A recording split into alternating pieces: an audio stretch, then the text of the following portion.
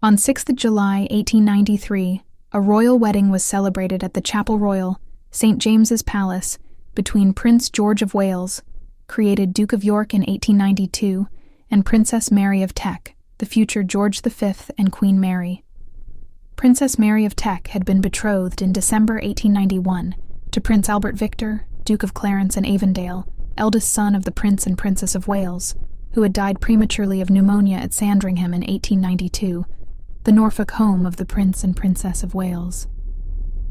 After a period of mourning, Princess Mary of Teck became engaged in May 1893 to Prince George, her erstwhile fiancé's younger brother.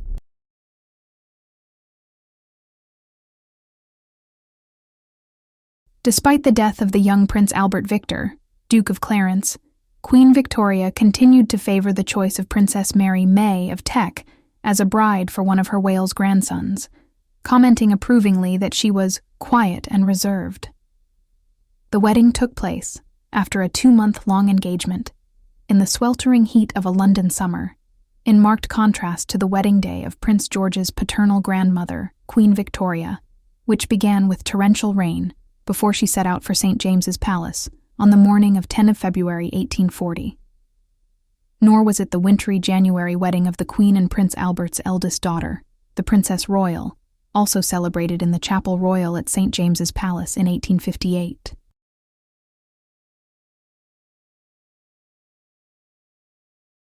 The remembrance of her own wedding in the Chapel Royal could not fail to be the subject of wistful comment by the Queen, who by this date had already been widowed for 32 years and witnessed her grandson standing where her husband Prince Albert had done, 53 years earlier.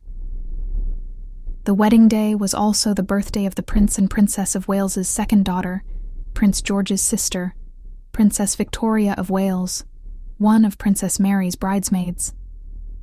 As usual when mentioning the royal bride, Queen Victoria at some point describes what she herself wore that day, perhaps a subconscious protest to her own widowed state. As Queen Victoria had done at the wedding of her youngest son, Prince Leopold, in 1882, she again wore the bridal veil she had worn in the Chapel Royal at St. James's Palace in 1840.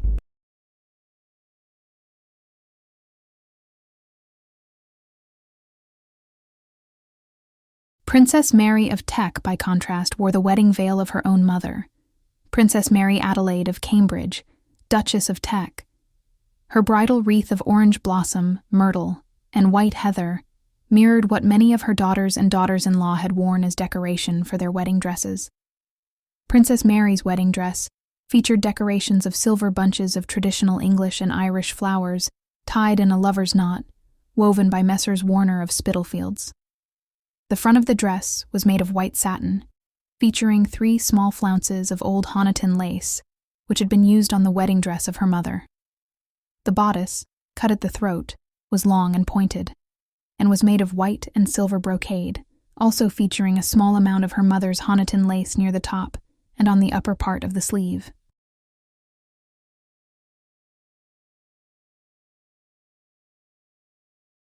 The train was long and plain, although the Times reported there was none, and the veil of her mother's which she wore was also made of Honiton lace, fastened by diamond pins given as a gift from Queen Victoria. Matching the orange blossom elements to the dress, small wreaths were placed around the bust and on the hair. Princess Mary completed the wedding outfit with a diamond tiara from Queen Victoria, a diamond Riviere necklace from the Prince and Princess of Wales, and diamond earrings and anchor brooch, a wedding gift from Prince George. Princess Mary's aunt, Grand Duchess Augusta of Mecklenburg-Strelitz, who attended the wedding, gave $1,000 towards her niece's exclusively British-manufactured trousseau. A pink satin sachet from this trousseau has been preserved in the royal collection. The wedding dress was made by the dressmaker Linton and Curtis of 16 Albemarle Street, London, and survives in the Royal Ceremonial Dress Collection at Kensington Palace. Even the actual Honiton lace handkerchief held by Princess Mary on her wedding day also survives in the royal collection, with a note in her own handwriting, identifying it as such. It is appropriate that the later Queen Mary who promoted the cataloging of items within the royal collection so assiduously, has treated an item of such personal significance in such a similar way, tacitly acknowledging the object's own place in royal history. In the manner in which she has done this, however, Queen Mary differs markedly from Queen Victoria, who almost certainly would have annotated such an item in more personal language. Instead, Queen Mary's handwriting has the more distanced, pragmatic tone of a royal cataloger, referring to herself without emotion, but also correctly, as it having been the handkerchief held by Victoria, Mary, Duchess of York.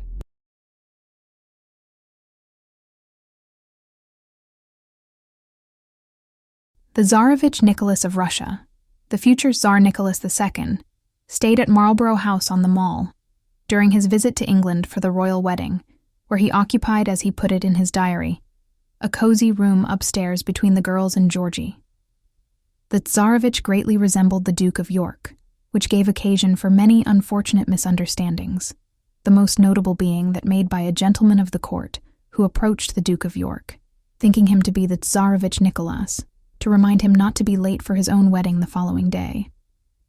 The Tsarevich noted in his diary for 1893, "I met the bride, May, whom I liked very much.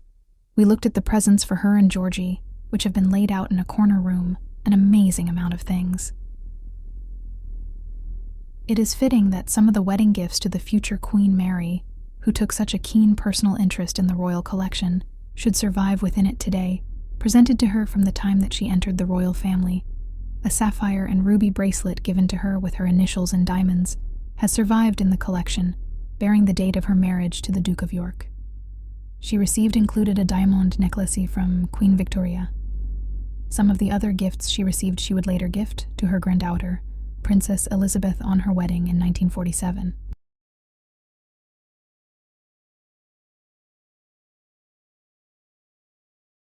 The processional route left Buckingham Palace up Constitution Hill to Piccadilly and on to St. James's Palace via St. James's Street and into the palace by the garden entrance, the royal wedding guests being conveyed to St. James's in 13 carriages, as the London Gazette records in detail. On arrival, Princess Mary of Teck's 10 bridesmaids were taken to the princess's waiting room by the vice-chamberlain to await her. These bridesmaids were Princesses Victoria and Maud of Wales, Princesses Victoria Melita, Alexandra and Beatrice of Edinburgh, Princess Helena, Victoria of Schleswig-Holstein, Princesses Margaret and Patricia of Connaught, Princess Alice of Battenberg, and Princess Victoria Eugenie of Battenberg.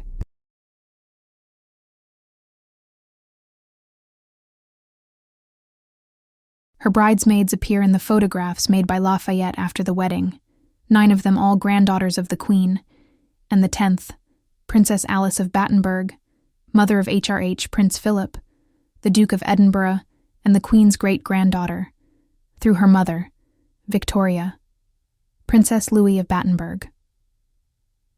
Each of the 10 bridesmaids received a memento bracelet from the Duke of York, made by the company Collingwood & Co. The bracelets featured a Rose of York brooch in gold, enamel and diamonds. The historic white Yorkist rose an emblem of the bestowal of his recent dukedom the previous year. Princess Mary was escorted up the aisle by her father, the Duke of Teck. Queen Victoria sat to the right of the altar, perhaps significantly, sitting close to the spot where her beloved husband Prince Albert had stood on their wedding day.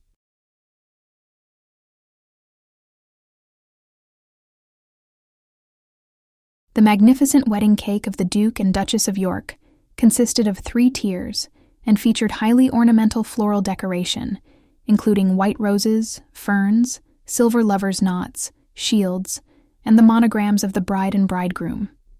The cake was photographed in its own right at the wedding breakfast, for some 400 guests, at Buckingham Palace, as were several of the wedding cakes of the Queen's children on their marriages in the previous generation. The Queen stepped out onto the world-famous balcony at Buckingham Palace overlooking the Mall, together with the Duke and Duchess of York, to the cheers of an amassed London public. It was not the first time that she had stepped onto this balcony, now so closely associated today with later royal weddings. The RAF flypast at the close of the Trooping of the Colour as part of the Queen's official annual birthday celebrations. The first recorded royal balcony appearance was that made by Queen Victoria as part of the festivities to mark the opening of the Great Exhibition in 1851. It provides, therefore, a very living link with royal weddings, both then and now. The Duke and Duchess of York became Prince and Princess of Wales on 9th November 1901, when King Edward VII invested Prince George with the title which he himself bore until the death of Queen Victoria on 22nd January 1901. The Prince and Princess of Wales were crowned King George V and Queen Mary on 22nd June 1911.